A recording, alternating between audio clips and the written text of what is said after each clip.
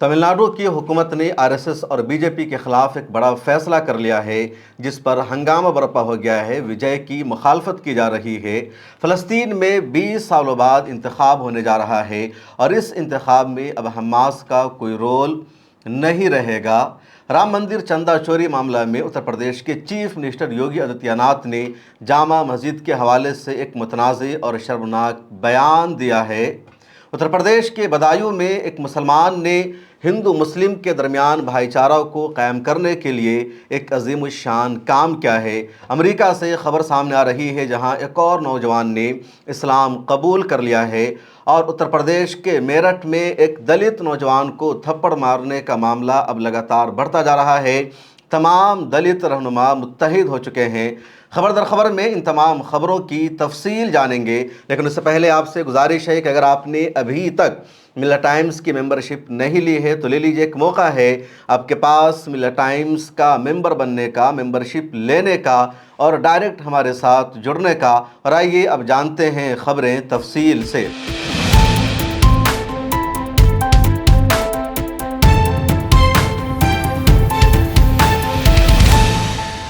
मिल्ला times में खुशामदीद। मैं हूँ आपके साथ शम्स तबरेज़ कासमी।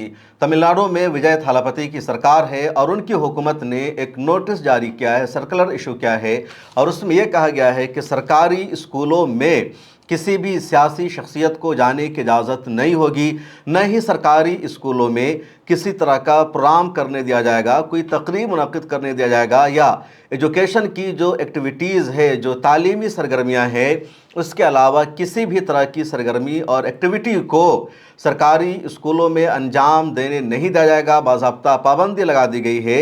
ये भी सर्कुलर में लिख दिया गया है कि जो स्कूल के टीचर्स हैं, जो स्टूडेंट हैं और स्टूडेंट के जो पेरेंट्स हैं, उनके अलावा किसी को स्कूल में जाने नहीं दिया जाएगा। क्लासरूम में उनकी एंट्री बैन होगी।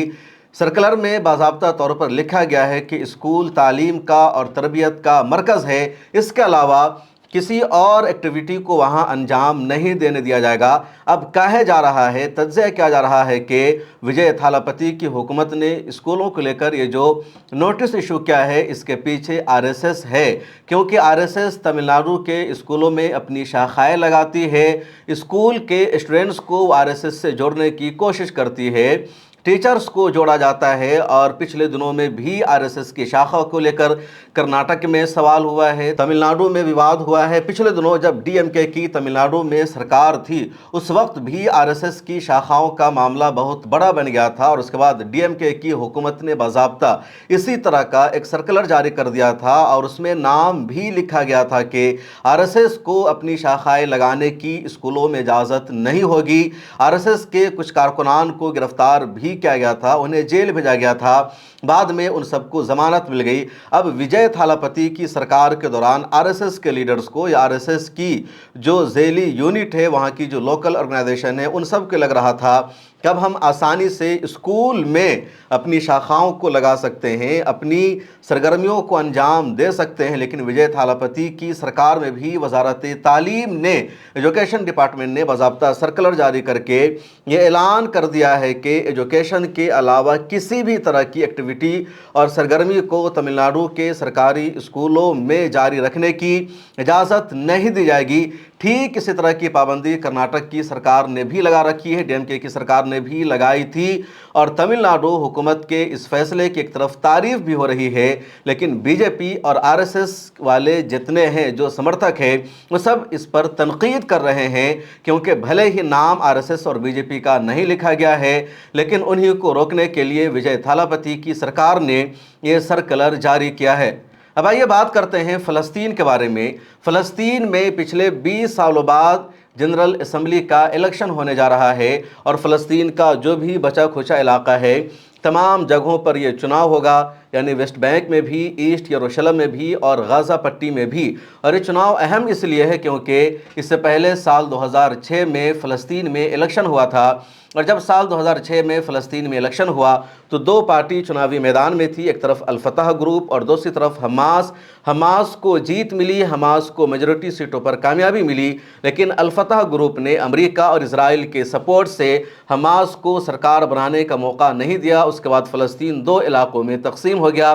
एक वेस्ट बैंक और दूसरा गजा पट्टी में हमास ने साल 2007 में अपनी सरकार बना ली और वेस्ट बैंक में अल-फतह की हुकूमत पहले से थी तो उनकी ही हुकूमत बाकी रही। अब ताज़ा मामला यह है कि जब हमास और इसराइल की लड़ाई हुई, पहले हमास ने इसराइल पर हमला किया, 7 अक्टूबर का वाक़या पेश आया। उसके बाद फिर इसराइल ने गजा पट्टी में जोनोसाइड किया, कत्लेआम किया। और जब हमास और इसराइल के दरमियान माहिदा हुआ तो माहिदे में बात शामिल थी कि हमास को तहलील करना होगा, हमास की गजा पट्टी में आगे हुकूमत नहीं रहेगी, एक नई बॉडी की तश्कील दी जाएगी। और पिछले दिनों हमास ने उसी पर अमल किया। 6 जुलाई को हमास की जो गवर्निंग बॉडी थी गजा पट्टी में, उसको हमास ने तहलील कर दिया। और उसके बाद हमास ने कहा कि अब आगे नए सिरे से सरकार बनेगी और अगली जो सरकार बनेगी उसमें हमास के क्या रोल होगा, क्या किरदार होगा, ये आने वाला वक्त बताएगा। 6 जुलाई का दिन बहुत अहम था क्योंकि 2007 के बाद 6 जुलाई 2026 में हमास की बाज़ाब्ता तौर पर गजा पट्टी में हुकूमत ख़त्म हुई। उसके बाद ही अब महमूद अब्बास जो फ़लस्तीन के सदर हैं, उन्होंने ऐलान किया है कि इलेक्शन होगा वेस्ट बैंक में, गजा पट्टी में, पूरे फ़लस्तीन में और अल-फतह चुनाव लड़ेगी। अब हमास चुनाव लड़ेगी या नहीं लड़ेगी, इस बारे में हमास की तरफ से कोई वजाहत सामने नहीं आई है। उधर गजा पट्टी में जो गवर्निंग बॉडी थी हमास की, वो तहलील हो चुकी है और इस वक्त कौन लोग गजा पट्टी का निज़ाम चला रहे हैं, किन के हाथों में है, इसकी भी तफसील सामने नहीं आ रही है। हालांकि हमास की जो पुलिस फोर्स है वह अभी भी गजा पट्टी में मौजूद है और गजा पट्टी का कंट्रोल उन्होंने ही सिक्योरिटी रीज़न की वजह से संभाल रखा है। 28 नवंबर को वेस्ट बैंक, ईस्ट यरूशलेम और गजा पट्टी में वोटिंग होगी और उसके बाद फ़लस्तीन में एक नई सरकार बनेगी। उत्तर प्रदेश का एक बहुत ही मशहूर ज़िला है बदायूं और वहाँ का एक मुस्लिम नौजवान है जिसका नाम है रियासत और बबलू सिद्दीकी कहा जाता है। बबलू सिद्दीकी ने एक हिंदू लड़की की शादी कराई है कि हिंदू लड़के से हिंदू रीति रिवाज के मुताबिक, और उस हिंदू लड़की ने कहा कि बबलू सिद्दीकी ने सगे भाई की तरह मेरा ख्याल रखा, मेरे साथ प्यार किया, मेरी तमाम ज़रूरतों को उसने पूरा किया और अब उसने मेरी शादी भी कराई है। बदायूं का रहने वाला बबलू सिद्दीकी बता रहा है कि उसने दीपांशी को गोद ले लिया था क्योंकि दीपांशी के पास बाप नहीं था, अकेली लड़की थी, तन्हा थी, तो उसने दीपांशी को गोद ले लिया और उसको उसने पढ़ाया लिखाया, उसकी हर ज़रूरत को पूरी किया। और अब जब दीपांशी जवान हो चुकी थी, शादी की उम्र हो गई, तो कुमार नाम के लड़के के साथ बबलू ने रिश्ता लगाया, उसकी शादी कराई। 800 से ज़्यादा बारात आई थी, उन तमाम मेहमानों को खाना भी बबलू सिद्दीकी ने खिलाया, पूरा खर्च उठाया, जेवर जेवरात भी उसने दिया, जहेज़ भी दिया और अच्छी तरह रुखसत किया। दीपांशु ने कहा कि बिल्कुल सगे भाई की तरह मेरा ख्याल रखा था बबलू सिद्दीकी ने।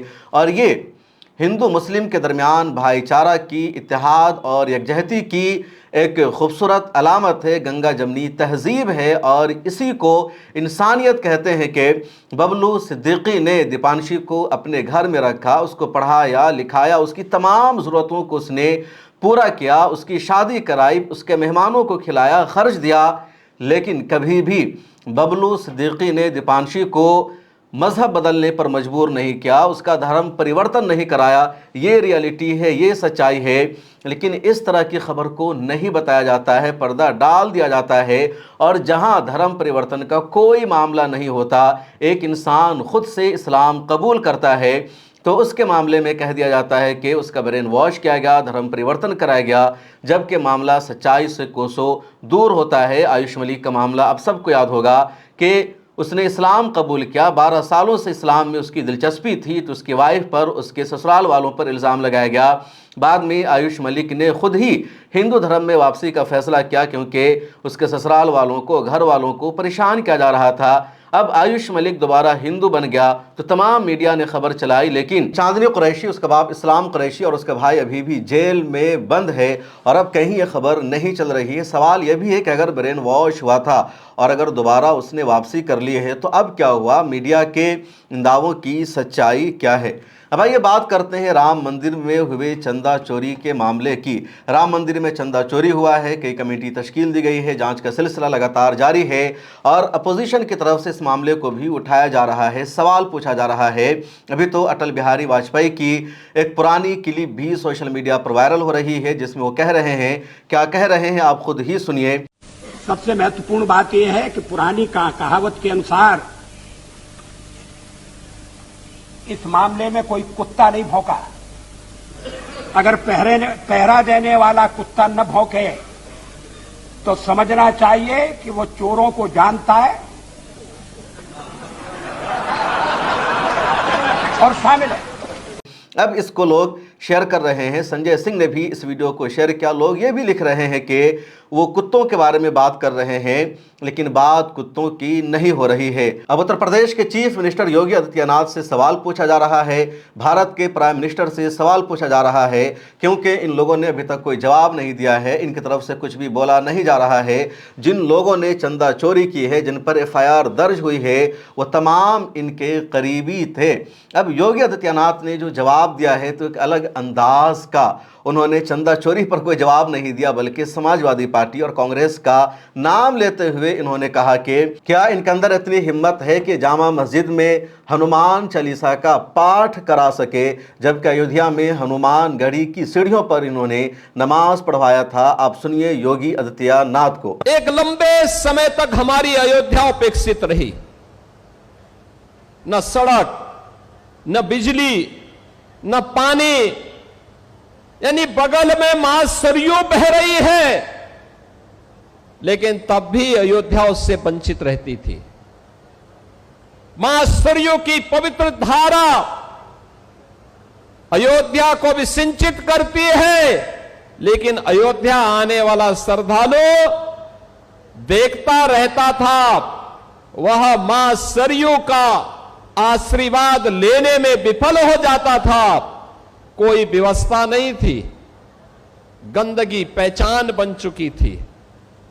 और तो और जो ये लोग आस्था की बात करते हैं, याद करो ना, इन्होंने तो हमारी पवित्र हनुमान गढ़ी में इन्होंने तो वहां नमाज भी पढ़वाने का काम किया था। आप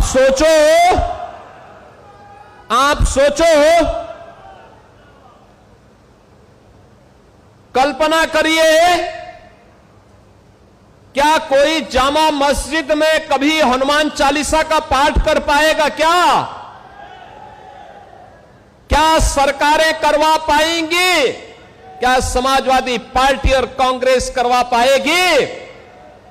अगर नहीं करा पाएगी तो ये पाप क्यों करवाया गया था? अयोध्या में हनुमान गढ़ी की सीढ़ियों पर नमाज पढ़वाने का पाप क्यों करवाया गया था?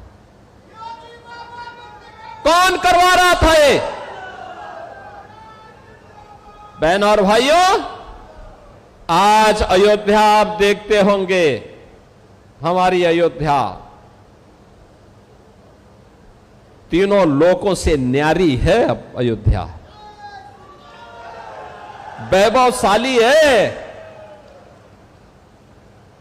वहां की गलियां अब चमक रही है, लाइट रहती है, और देश की चुनिंदा उन सिटी में से एक जो सोलर सिटी हो, प्रधानमंत्री मोदी जी का विजन। मोदी जी ने कहा कि सूर्य वंश की राजधानी है, तो सूर्य वंश की राजधानी भगवान सूर्य की रोशनी से ही रात्रि में भी जगमगाहट होनी चाहिए, और अयोध्या सोलर सिटी बन गई है। भारत के सबसे बड़े सूबे के चीफ मिनिस्टर की ये भाषा है। अपने ही लोगों को उन्होंने इस तरह का जवाब दिया है। अखिलेश यादव का भी एक ट्वीट इस पर सामने आया है। उन्होंने कहा कि जिन लोगों ने राम मंदिर में चंदा चोरी की है, या जितने लोग राम मंदिर के कॉम्प्लेक्स में काम करते हैं, अगर उन सब का CDR निकाला जाए तो 99.9% सब भाजपाई निकलेंगे, ये अखिलेश यादव ने कहा है। अब आइए बात करते हैं मेरठ के मामला के बारे में। मेरठ की खबर कल मैंने आपको बताई थी कि ललिता गौतम नाम की एक लड़की का मर्डर हो गया था। 15 मई को, 17 मई को उसकी लाश मिली। उसके बाद 8 जुलाई को दलितों ने महापंचायत की। उसके बाद उन्होंने कलेक्ट्रेट के बाहर प्रोटेस्ट किया, एहतजाज किया। उसके बाद झड़प हुई, लाठीचार्ज हुई, और कई एक्टिविस्ट को गिरफ्तार किया गया, जेल भेजा गया, 50 के ऊपर एफआईआर भी दर्ज हुई है। अब एक वीडियो वायरल हुई थी कि एसएसपी अविनेश पांडे ने रवि गौतम को थप्पड़ मारी है। बाद में उसकी वजाहत की गई कि वो सुसाइड करने की कोशिश कर रहा था, लेकिन दलित नेता इसको मानने को तैयार नहीं है और मुतालबा किया जा रहा है कि अविनेश पांडे के खिलाफ एक्शन होना चाहिए, कार्रवाई होनी चाहिए। कैसे उसकी हिम्मत हुई एक दलित एक्टिविस्ट को या एक दलित महिला के हक में आवाज़ उठाने वाले को थप्पड़ मारने की। चंद्रशेखर आज़ाद जो दलितों के मशहूर लीडर हैं, एमपी भी है नगीना से, वो मेरठ पहुंचे और वो फैमिली से मिलना चाह रहे थे, उनको रोक दिया गया। पुलिस के साथ भी उनकी नोकझोंक हुई। क्या कुछ चंद्रशेखर आज़ाद ने कहा है, आप सुनिए। देखो इस देश में एनसीआरबी का डेटा देखो आप, हमारी बहनों को, बहुजन समाज की माओ को, बच्चियों को बेइज्जत किया जा रहा है, रोज हत्या हो रही है, बलात्कार हो रहे हैं, मार पड़ रही है, हमारे घरों को, हमारी दुकानों को, मस्जिदों को, खानकाहों को, मदरसों को जमींदर्ज किया जा रहा है, झूठे मुकदमे, बुलडोजर, गोलियां, इनकाउंटर सब हो रहा है। फिर भी हम लोग संविधान पे आस्था विश्वास रख के टक्कर डट के खड़े रहे। हमारी हिम्मत देखो आप लोग। वरना मेरे मीडिया के बंधुओं, गोली तो वहां भी चली थी बिहार में, और उसके हाथ में बंदूक भी थी। यहां तो किसी के हाथ में बंदूक नहीं थी जो इतना जो है जा रहा था। यहां तो किसी के हाथ में डंडा भी नहीं था, वहां तो गोली थी। तो वहां सब लोग जाकर समर्थन कर रहे हैं कि पुलिस को ऐसा नहीं करना चाहिए, ऐसा नहीं करना चाहिए। सिर्फ जाति के आधार पर फैसला नहीं कर सकते आप लोग। जो गलत है वो गलत है, और आज अगर हम उसके खिलाफ नहीं लड़े तो कल ही आपके साथ जो है, जिस दिन आपके साथ होगा उस दिन फिर आप रोते चिल्लाते लोगों की जाति ढूंढते फिरोगे। हमें किसी की जाति ढूंढने की जरूरत नहीं है। जो गलत करेगा, चाहे वो किसी जाति धर्म का हो, हम उसके खिलाफ लड़ेंगे तो लड़ेंगे। ये बात मैं बिल्कुल स्पष्ट कर रहा हूं। जो अधिकारी अच्छा काम करेगा हम उसको फूल की माला पहनाएंगे। लेकिन जो अधिकारी इस तरह से जो है कुचलने की कोशिश करेगा, आंदोलन करना हमारा संवैधानिक अधिकार है, ये हमसे कोई छीन नहीं सकता। अगर छीनने की हिम्मत है तो हमसे जो न्याय हमसे दूरों से छीन के दिखाओ। हिम्मत है तो ऐसा माहौल पैदा करो कि किसी की बच्ची को मारने की हिम्मत किसी गुंडे बनाओ, ऐसा माहौल पैदा करो। और हम कह रहे हैं सीना ठोक के, हम कह रहे हैं कोई दोषी बचे ना, कोई निर्दोष जेल ना जाए। आप न्यायप्रिय कार्रवाई करो, निष्पक्ष कार्रवाई करो। हम जिम्मेदारी लेते हैं कि हम सब लोगों को कहेंगे कि कोई इस तरह का आंदोलन ना किया जाए, किसी निर्दोष को जेल जाना पड़े। हम नहीं कहते किसी निर्दोष को जेल जाना पड़े, लेकिन आप ये बताओ न्याय हमसे दूर क्यों है? कौन समाज पंचायत कर रहा है? कौन समाज आंदोलन कर रहा है? किस पे इतना समय? क्यों कोई सड़क पे आता? सड़क पे आदमी तब आता है जब मजबूर हो जाता है कि न्याय नहीं मिलेगा। हम पे काम नहीं है क्या? हम पे काम, हम पे रोजगार है, हम पे अपनी पार्टी को आगे बढ़ाने के तमाम तरह के जो है प्रयास हमारे हैं। लेकिन फिर भी लगातार कभी हमें उत्तराखंड जाना पड़ता है क्योंकि पुलिस की बैरिकेडिंग लग जाती है। जितनी बैरिकेडिंग हमारे लिए लगाई है, अपराधियों के लिए क्यों नहीं लगाई आपने? हमारा कौन से जिले का कार्यकर्ता अरेस्ट नहीं किया, डिटेन नहीं किया आपने? मेरठ के कार्यकर्ता डिटेन किए, मुजफ्फरनगर के कार्यकर्ता डिटेन किए, यहां तक कि सहारनपुर के कार्यकर्ता डिटेन किए। ये आपका लोकतंत्र है?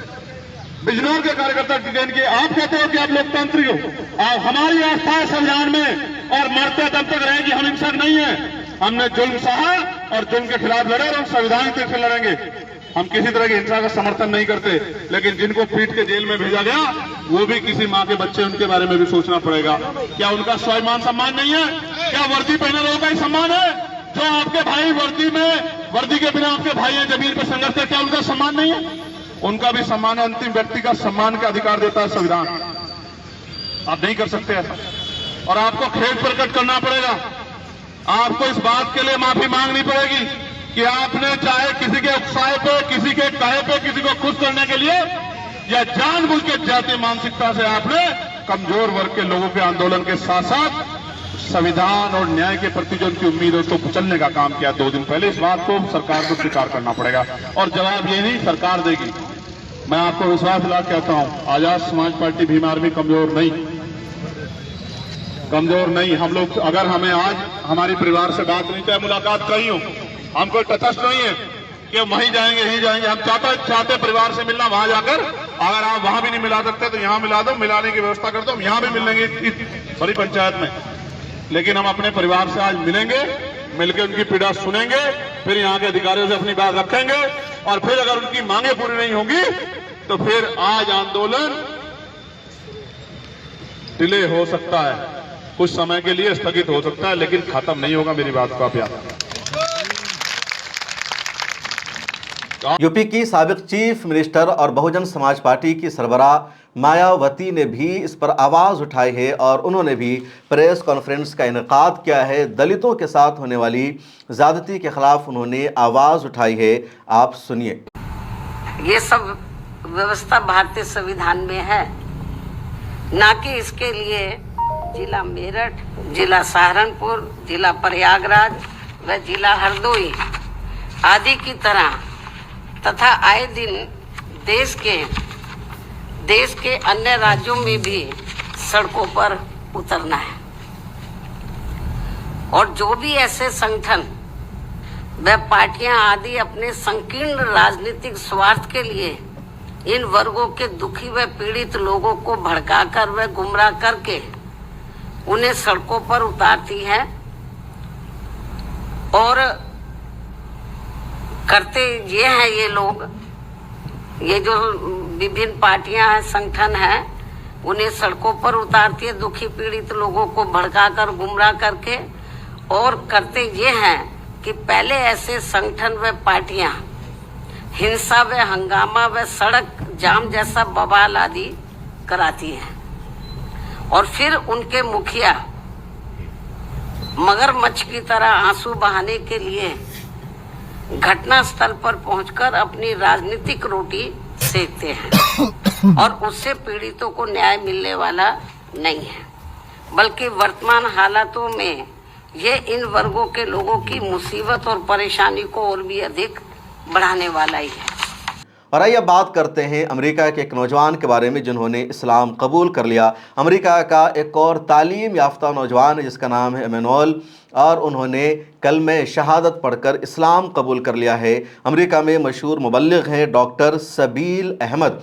इन्होंने अपने सोशल मीडिया प्लेटफॉर्म पर एक वीडियो शेयर की और लिखा कि भाई इमैनुअल ने भी इस्लाम कबूल कर लिया है। और देखा जा रहा है वीडियो में अमरीकी तालीम याफ्ता नौजवान इमैनुअल कलमे शहादत पढ़ रहा है और उसने इस्लाम को गले लगा लिया है। उसका कहना है इस्लाम में सदाकत है, इस्लाम में हक़ानियत है, इस्लाम में तहज़ीब है, इस्लाम ही सच्चा मज़हब है, और इस तरह उसने इस्लाम कबूल कर लिया है। उत्तर प्रदेश के बुलंदशहर से ख़बर सामने आई है और ख़बर यह है कि एक मस्जिद ज़मीन दोज़ हो गई है, गिर गई है बारिश की वजह से, और मस्जिद के गिरने की वजह से एक फ़ैमिली की मौत हो गई है। 45 साल के सलीम की मौत हो गई है, 50 साल की उनकी अहलिया की मौत हो गई है। बारिश हुई, लगातार बारिश हो रही है और उसकी वजह से जो मस्जिद बनी हुई थी वो पूरी मस्जिद गिर जाती है।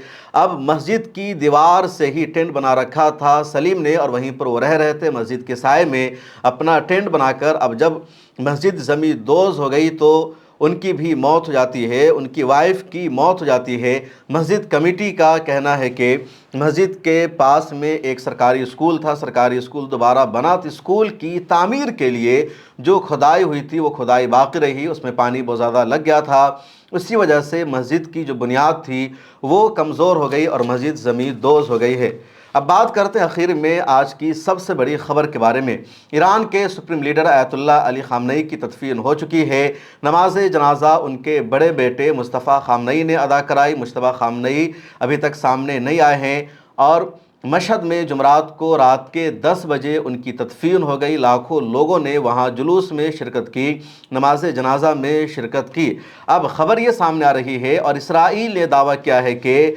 ईरान का अब एजेंडा और मंसूबा है अमरीकी सदर डोनाल्ड ट्रंप को कत्ल करने का, मारने का। इसराइल की खुफिया रिपोर्ट में ये भी दावा किया जा रहा है कि इससे पहले भी ईरान ने कोशिश की थी लेकिन इसराइल ने बचा दिया। अब ईरान का अगला प्लान और मंसूबा है अमरीकी सदर डोनाल्ड ट्रंप को कत्ल करने का, मारने का।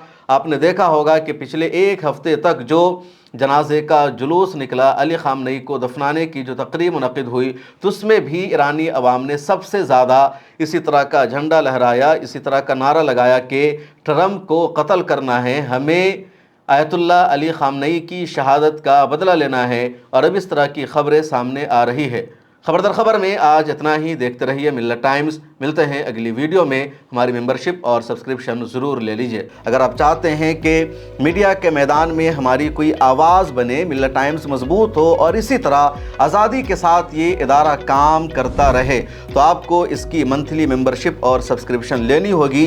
ज़्यादा नहीं, महीने में 99 या 299 की भी आप मेंबरशिप लेंगे, ये इदारा मजबूत बनेगा। आपकी आवाज़ को इसी तरह मिल्लत टाइम्स उठाता रहेगा। यहाँ एक QR कोड आपको दिख रहा है, इसको आप स्कैन कर सकते हैं या डिस्क्रिप्शन में हमारी वेबसाइट का लिंक मौजूद है, उस पर क्लिक कीजिए। इस तरह का पेज खुलेगा आपके मोबाइल पर, जहां पहले अपना नाम लिखना है, जिस तरह कॉलम बना हुआ है फर्स्ट नेम एंड लास्ट नाम का। उसके बाद फ़ोन नंबर आपको लिखना है, उसके नीचे ईमेल ID आपको अपनी डालनी है, उसके नीचे आई डिक्लेयर लिखा हुआ है जहां आपको टिक कर देना है। नीचे आ जाएंगे, पे नाउ का बटन मौजूद है, जैसे ही आप क्लिक करेंगे UPI एप्लीकेशन खुल जाएगा, खा गूगल पे हो, फ़ोन पे हो, पेटीएम हो या कुछ और हो, और वहां से आगे जो पेमेंट का प्रोसेस है उसको कंप्लीट करना है। इस तरह आप मिल्लत टाइम्स के मेंबर और सब्सक्राइबर बन जाएंगे।